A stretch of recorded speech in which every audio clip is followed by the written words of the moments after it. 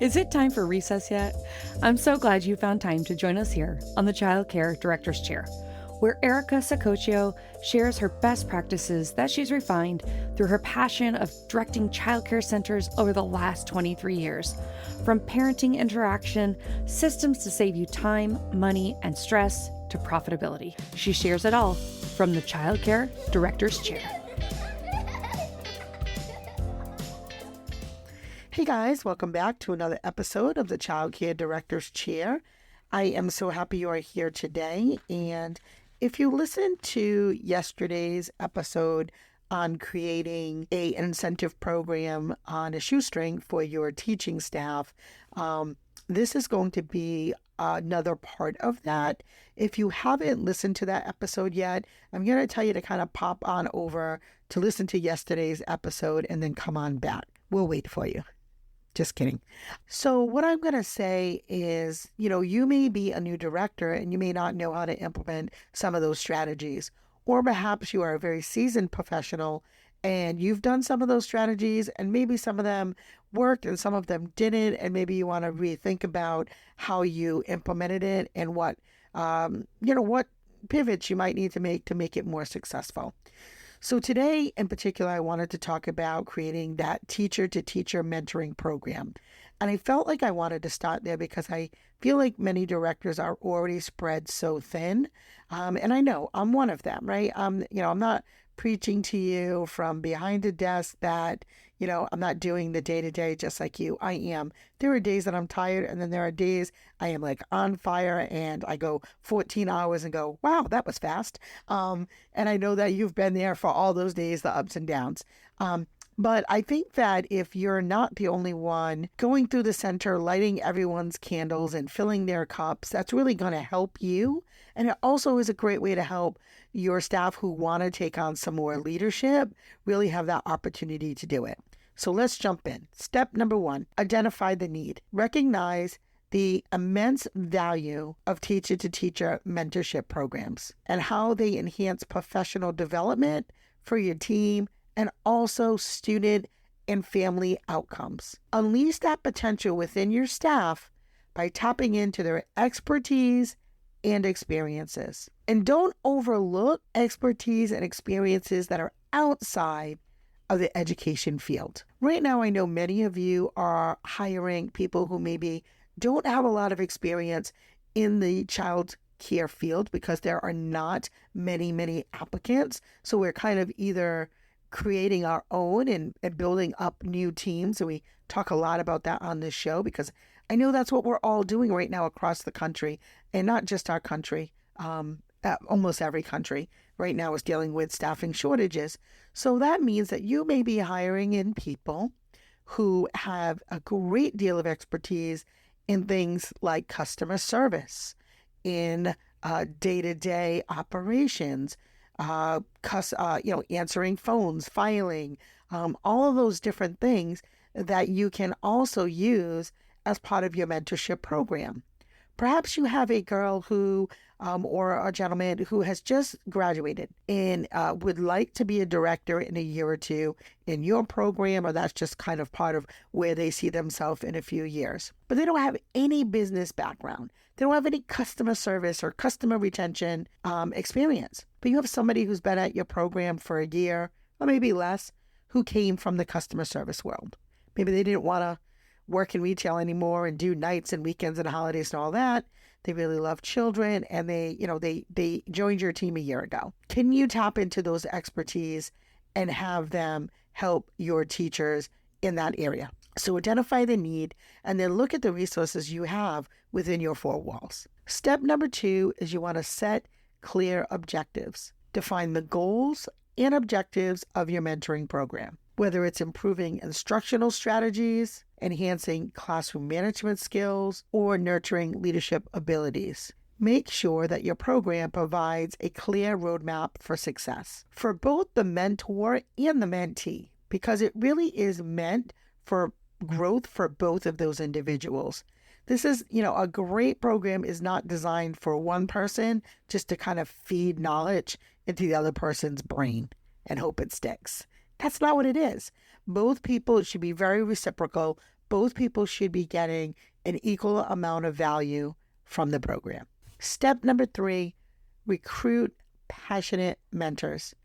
You have to seek out enthusiastic and experienced educators who are eager to share their knowledge and support their colleagues.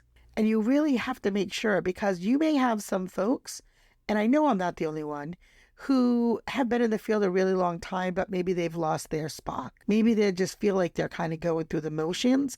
So pairing them up with a brand new employee may not be the best fit. They may scare that new employee right out the door. So I would say put together an application process to make sure you get the best fit for both the mentor and the mentee. And then it also will help you know who's actually interested in being a mentor. Don't just assign them like, hey, you're going to be a mentor because you've been here for 10 years and no one knows the program better than you. No, make sure they actually are interested. Because if they're not, that's not going to be a great program. And so that could be why, if you have tried this before and it kind of petered out, is because you didn't connect the right people together. So that brings us right to step number 4.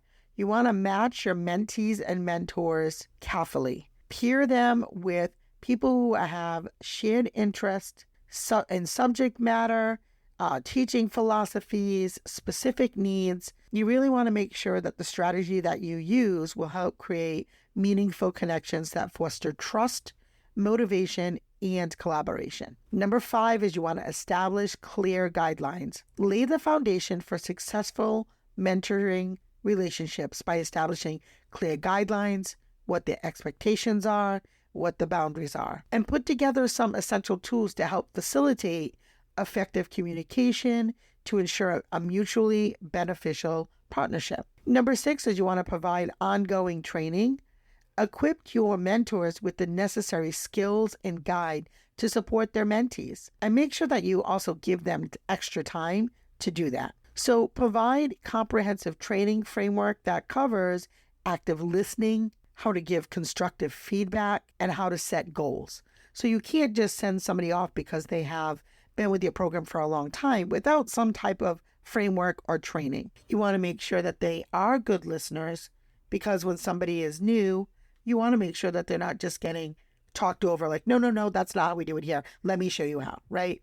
And they have to understand how to give constructive feedback. Step number 7 is support a wonderful environment. Create a culture of support and encouragement within the institution. Provide practical tips on fostering safe and inclusive spaces for mentors and mentees to share their challenges. Let people know it's okay to not know things. It's okay to struggle in certain areas. And that goes for your mentor as well. It should be very open for somebody to say, I'm really great in these areas, but this area I'm not so great at, so I may not be the best candidate to show you XYZ. Make sure that we're celebrating the successes along the way and then growing together. So I think if you wait for this, like really, we're going to hit all these metrics before we celebrate. Maybe we celebrate the first week and the partnerships are working great, right? So those little steps along the way, those little breadcrumbs that bring people to the next step really do help create a supportive environment. Step number 8, you want to encourage reflection and growth. Inspire continuous improvement by encouraging regular reflection and self-assessment. So you can do that by providing self-evaluation tools to help mentors and mentees maximize their learning experience. And they can be confidential. Maybe they don't want to share everything with you, and that's okay. So maybe you make some tools that maybe they just share between each other, and then maybe you make some tools that they share with you. Because nobody really wants to tell their boss, yeah, this is where I'm really struggling. So again, because the whole point of this is to alleviate some of that from your plate so that your team can help support each other and refill each other's cups.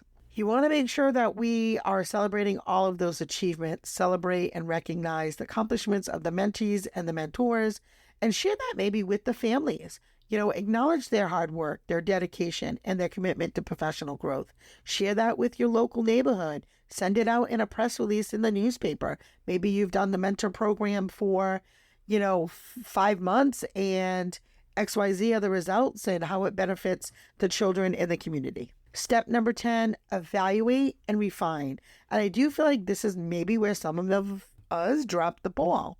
So continually assessing the effectiveness of your mentoring program and then make adjustments along the way. You can put together some evaluation templates and strategies to ensure that your program remains dynamic and impactful. And you're probably, especially if you've never done this before, you're probably going to have to tweak it a little bit.